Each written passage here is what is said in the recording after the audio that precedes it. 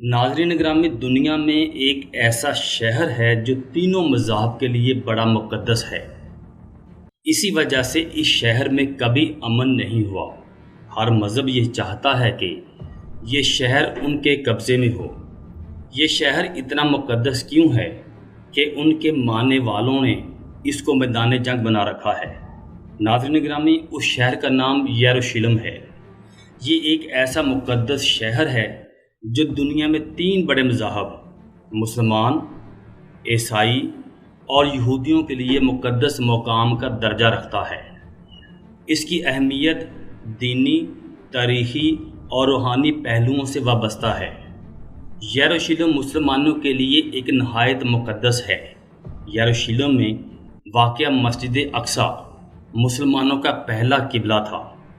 اسلام کے ابتدائی دنوں میں نبی اکرم صلی اللہ علیہ وآلہ وسلم اور صحابہ کرام رضوان اللہ علیہ اجمعین نماز کے دوران اپنا رخ مسجد اقصی کی طرف کیا کرتے تھے۔ بعد میں اللہ کے حکم سے قبلہ مکہ مکرمہ کی طرف تبدیل ہو گیا۔ اس سے یہ واضح ہوتا ہے کہ یروشلم کی طرف نماز پڑھنا ابتدا میں دینی فریضہ تھا، جو اس شہر کی عظمت کو ظاہر کرتا ہے۔ مسلمانوں کے نزدیک مسجد اقصی وہ جگہ ہے جس کا قرآن مجید میں اس طرح ذکر کیا گیا ہے: پاک ہے وہ ذات جو اپنے بندے حضرت محمد صلی اللہ علیہ وآلہ وسلم کو راتوں رات لے گئی مسجد الحرم سے مسجد اقصی تک، جس کے گرد ہم نے برکتیں رکھی ہیں۔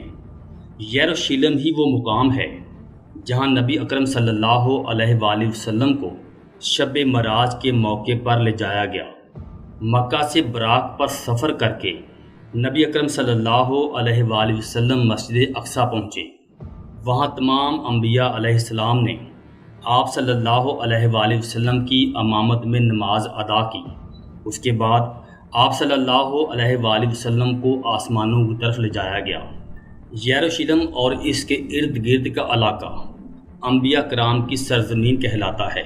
یہاں بہت سے عظیم پیغمبر تشریف لائے، جیسے حضرت ابراہیم علیہ السلام، حضرت اسحاق علیہ السلام، حضرت یعقوب علیہ السلام، حضرت داؤد علیہ السلام، حضرت سلیمان علیہ السلام، حضرت زکریا علیہ السلام، حضرت عیسیٰ علیہ السلام۔ یوم آخرت کے کچھ اہم واقعات بھی اسی علاقے میں پیش آئیں گے۔ یروشلم عیسائیوں کے لیے ایک نہایت مقدس اور روحانی مقام رکھتا ہے۔ عیسائیت کی بنیادیں اسی شہر اور اس کے اطراف میں رکھی گئی تھیں، اور اس شہر سے حضرت عیسیٰ علیہ السلام کی زندگی کے اہم ترین واقعات وابستہ ہیں۔ یروشلم وہ شہر ہے جہاں حضرت عیسیٰ علیہ السلام نے لوگوں کو تعلیم دی، معجزات دکھائے، عبادت کی، اپنے پیروکاروں کو تبلیغ کی۔ یہ شہر حضرت عیسیٰ علیہ السلام کے مشن کا مرکزی مقام رہا۔ حضرت عیسیٰ علیہ السلام نے اپنے حواریوں کے ساتھ آخری بار کھانا یروشلم میں ہی کھایا تھا۔ یہ واقعہ عیسائی عقیدے کے مطابق حضرت عیسیٰ علیہ السلام کی قربانی سے قبل ہوا، اور عیسائیت کے مقدس رسم یوخرست کی بنیاد بنا۔ عیسائیوں کا ایمان ہے کہ حضرت عیسیٰ علیہ السلام کو یروشلم میں ہی رومی حکام نے گرفتار کیا، مقدمہ چلایا اور پھر صلیب پر چڑھایا۔ یہ مقام عیسائیوں کے لیے نہایت مقدس ہے، کیونکہ یہاں حضرت عیسیٰ علیہ السلام نے اپنی جان قربان کی، جو عیسائیوں کے ایمان کے مطابق دنیا کے گناہوں کا کفارہ ہے۔ عیسائی عقیدے کے مطابق حضرت عیسیٰ علیہ السلام کو مصلوب کرنے کے بعد دفن کیا گیا، اور وہ 3 دن بعد دوبارہ زندہ ہوئے۔ یہ واقعہ بھی یروشلم میں ہی پیش آیا۔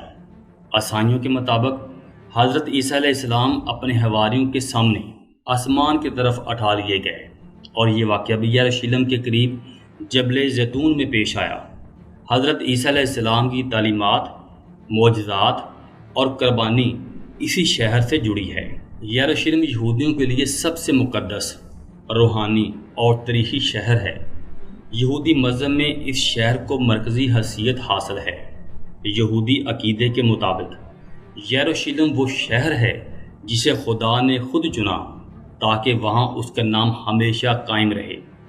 تورات میں ذکر ہے کہ خدا نے بنی اسرائیل کو حکم دیا کہ وہ ایک جگہ چنیں جہاں وہ قربانی دیں اور عبادت کریں، اور وہ جگہ یروشلم چنی گئی۔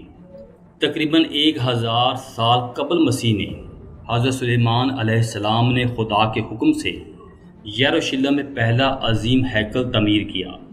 یہ ہیکل یہودی عبادت، قربانیوں اور دینی معاملات کا مرکز تھا۔ پہلا ہیکل جو حضرت سلیمان علیہ السلام نے تعمیر کیا تھا، 586 قبل مسیح میں بابلی بادشاہ نے ہیکل کو تباہ کر دیا اور یہودیوں کو قید کر کے بابل لے گیا۔ 537 قبل مسیح میں فارسی بادشاہ سائرس نے یہودیوں کو واپس لا کر ہیکل دوبارہ تعمیر کروایا، جسے دوسرا ہیکل کہا جاتا ہے۔ 70 عیسوی میں رومی فوج نے دوسرا ہیکل بھی تباہ کر دیا اور یہودیوں کو یروشلم سے نکال دیا گیا۔ یہ تباہی یہودیوں کے لیے ایک بہت بڑا سانحہ تھا، اور آج بھی وہ ہیکل کی دوبارہ تعمیر کے لیے دعا کرتے ہیں۔ ہیکل کی مکمل تباہی کے بعد جو بچا وہ مغربی دیوار ہے، جسے دیوار گریا بھی کہا جاتا ہے۔ یہودی آج بھی اسی دیوار کے سامنے آ کر روتے ہیں، دعا کرتے ہیں اور توبہ کرتے ہیں۔ یہ دیوار ان کے لیے مقدس ترین مقامات میں سے ایک ہے، کیونکہ یہ ہیکل کے قریب ترین باقی ماند جگہ ہے۔ یروشلم کو اکثر صہیون بھی کہا جاتا ہے، جو یہودیوں کے لیے روحانی اور قومی آزادی کی علامت ہے۔ یہودی ہر دن 3 بار نماز ادا کرتے ہیں، اور ان نمازوں میں وہ یروشلم کی طرف رخ کر کے دعا کرتے ہیں۔ ان کے مطابق ایک دن مسیحا آئے گا جو یروشلم میں ہیکل کی دوبارہ تعمیر کرے گا اور دنیا میں امن قائم کرے گا۔ آج بھی جدید ریاست اسرائیل نے یروشلم کو اپنا دارالحکومت قرار دیا ہے۔ یہودی مسجد اقصی کو شہید کر کے تیسری بار ہیکل سلیمانی تعمیر کریں گے۔ دجال کے پیروکاروں میں سب سے زیادہ تعداد یہودیوں کی ہوگی، خاص طور پر خراسان کے یہودی ہوں گے۔ دجال کے خروج کی ابتدائی نشانیاں شام اور عراق میں ظاہر ہوں گی۔ دجال کی قیادت میں یہودی عراق، شام، اردن، ترکیہ کا جنوبی علاقہ، سعودی عرب کا شمالی علاقہ، مصر کے صحرائی علاقے سمیت دریائے نیل کا زرخیز علاقے پر قبضہ کر لیں گے۔ دجال کی قیادت میں یہودی پوری دنیا کو شکست دے کر پوری دنیا پر حکومت کریں گے۔ پس پردہ امریکہ کی حکومت بنانے اور چلانے والے یہودی ہی ہیں جنہوں نے اسرائیل کے قیام میں اہم کردار ادا کیا۔ حال ہی میں امریکہ کے صدر ٹرمپ نے اپنا امریکی سفارتخانہ اسرائیل سے یروشلم منتقل کرنے کا اعلان کیا ہے۔ پوری دنیا میں اسرائیل کو منوانے کے لیے ایک خاص اور بڑی مہم شروع کر دی گئی ہے۔ امریکہ کے دباؤ پر ہی بہت سی عرب ریاستیں اسرائیل کو تسلیم کر چکی ہیں، اور ان کے ساتھ عربوں نے اپنے تعلقات مضبوط کر لیے ہیں اور تجارت کو فروغ دینا شروع کر دیا ہے۔